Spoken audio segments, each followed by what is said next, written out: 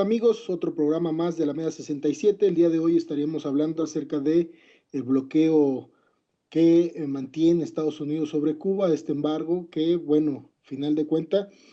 hacemos la cuenta, es la 23ª vez consecutiva que la ONU vota en contra del embargo de Estados Unidos en contra Cuba, y esta vez contó con el apoyo de 188 de los 193 miembros. Eh,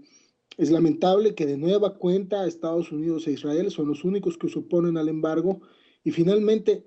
no logran de una u otra manera respetar a la comunidad internacional, justo porque los intereses de Estados Unidos sobre esta pequeña isla son bastante grandes. Eh, Estamos con Tania Arroyo, con Eddie Hernández. Y bueno, yo quisiera hacer una pregunta, quiero dejarla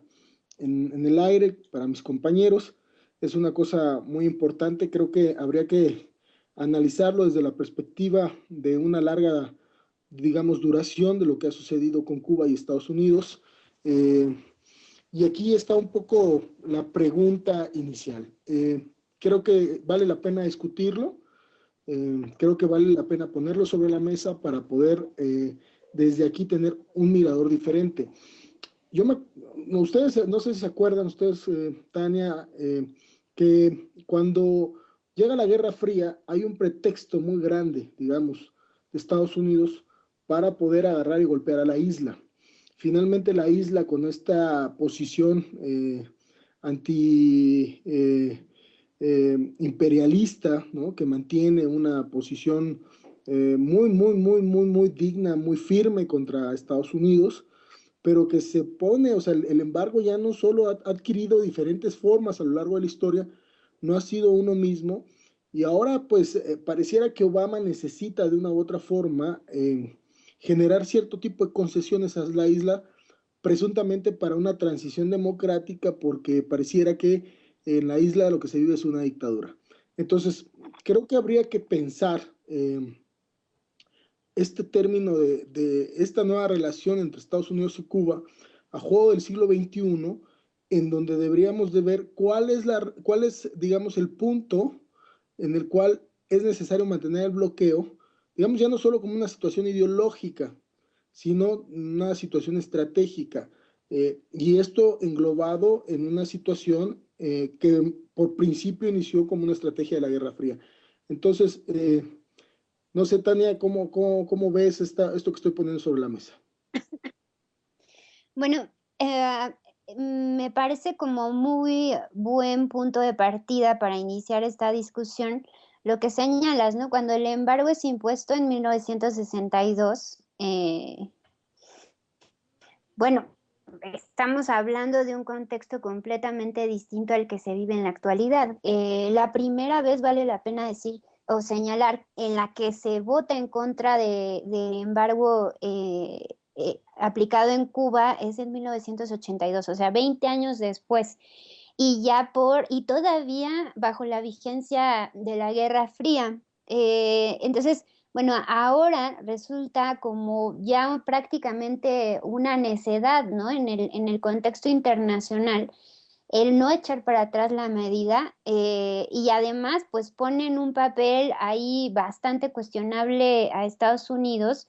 en este contexto en el que parece ser que su hegemonía al interior de los organismos internacionales comienza a desdibujarse no solamente en la ONU, también en el Consejo de Seguridad y también en otros organismos como en el caso de América Latina, como la OEA, ¿no? Entonces, a mí me parece que, bueno, ahí de lo único que queda constancia y evidencia justamente es de la arbitrariedad con la que continúa operando Estados Unidos con respecto a Cuba, transgrediendo incluso ahí viene a colación el planteamiento del estado de excepción global del que habla John Sachs Fernández en reiteradas ocasiones, que se aplica según el contexto, ¿no? Y eso, pues evidentemente lo que hace es transgredir los principios del derecho internacional, igual la Carta de las Naciones Unidas, particularmente en torno a lo que es la igualdad soberana de los estados, la no intervención, la no interferencia en los asuntos internos, la libertad del comercio internacional y la resolución pacífica de las controversias, ¿no? Entonces, toda esta serie de principios que actualmente rigen la dinámica internacional están siendo violentados en este momento justamente por la hegemonía estadounidense, lo que desde mi punto de vista se puede leer como una debilidad, un síntoma de una debilidad en términos del dominio mundial que prevalecía hasta, digamos, hace, no sé, o sea, hace algunos años, 2, 3, 4, 5 años, en los que China empieza a repuntar y Rusia empieza a cuestionar la hegemonía internacional de Estados Unidos. Entonces, me parece ya como fuera de lugar, después de 23 ocasiones en las que la ONU le ha reiterado a Estados Unidos que esa medida ya no tiene vigencia, ya no tiene cabida en el contexto internacional actual, ¿no? Y por el otro lado destaca el papel que mantiene Cuba a nivel internacional con una estrategia impecable en términos de diplomacia, pues a través de diversas medidas que no tienen que ver con la guerra, no es un país que se caracterice por ejercer una política internacional bélica, sino todo lo contrario, humanitaria, que fue lo que destacaron muchos países, sobre todo los latinoamericanos, en torno a Cuba, ¿no? Cuba es un país pacifista, Cuba es un país que ha estado apoyando esta lucha contra el ébola en África, ha sido de los países que respaldó a Haití en esta situación de precariedad ocasionada por un desastre natural. Entonces, contrasta la manera en la Creo que que están tenemos operando un país como un Estados pequeño... Unidos y un país tan pequeñito como Cuba, ¿no? En términos del contexto internacional. Eddie. Sí, bueno, precisamente estoy de acuerdo contigo, Diana, en que efectivamente el embargo tiene cada vez menos legitimidad. Lo que estamos hablando es cómo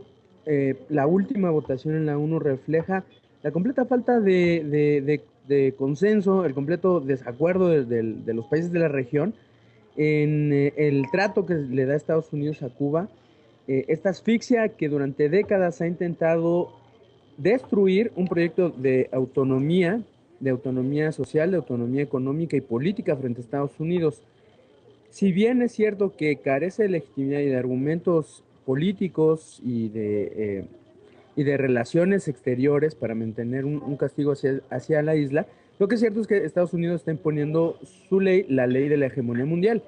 En este sentido, Cuba representa el peligro de cualquier nación de enfrentar la influencia de los Estados Unidos. Y esto es lo que no quiere Estados Unidos. Por eso mantiene el embargo, mantiene este embargo, aunque muy debilitado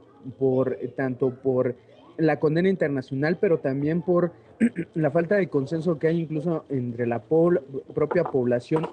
cubana que alguna vez migró, los descendientes de los cubanos, ya no están creyendo